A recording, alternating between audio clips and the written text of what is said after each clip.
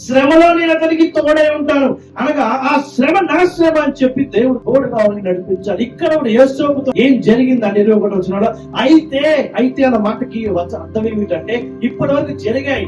ఎక్కడ ఏం జరిగాయి? ఫస్ట్ సందర్భంలో యేసోపుని సొంత అన్నలే తిరస్కరించారు, చంపేయాలని ప్లాన్ చేశారు. రెండో సందర్భంలో యజమానుడు కూడా చీపు అన్నాడు.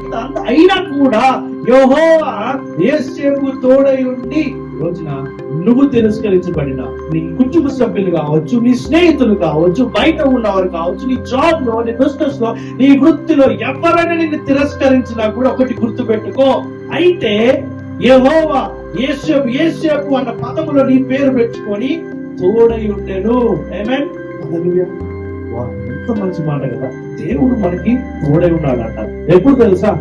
మన కష్టములలో, నష్టములలో, తిరస్కరించబడినప్పుడు, ప్రతి అవమానములో, ప్రతి శ్రమలో దేవుడు మనకు తోడై ఉన్నాడు. మన దగ్గర డబ్బులు ఉంటే అందరూ వచ్చి మనతో ఉంటారు. అదే డబ్బులు సున్నా అయిపోయింది అనుకోండి, నేను ఒక సేపు తర్వాత వస్తా, మళ్ళీ మాట్లాడతా, ఫోన్ ఎత్తరు, మాట్లాడరు. నువ్వు ఫోన్ చేసినా నాకు సాయం కావాలి, అప్పుడు సాయం చేశాను కదా, నాకు కొంచెం అర్జెంట్ అవసరం, సాయం చేయాలంటే నేను ఇప్పుడు అర్జెంట్ పనుల్లో ఉన్నా, బండి మీద ఉన్నా, అక్కడ ఉన్నా, ఇక్కడ ఉన్నా, ఫోన్ పెట్టేస్తాను కానీ దేవుడిని తోడు ఉన్నాడు. ఇతరులను ప్రేమించు, దేవుడి మీద ఆధారపడు, ఇతరులకు సహాయకరంగా ఉండు, దేవుని హృదయానుసారంగా ముందుకు తాత్పర్యం చెల్లించు. అది పైకి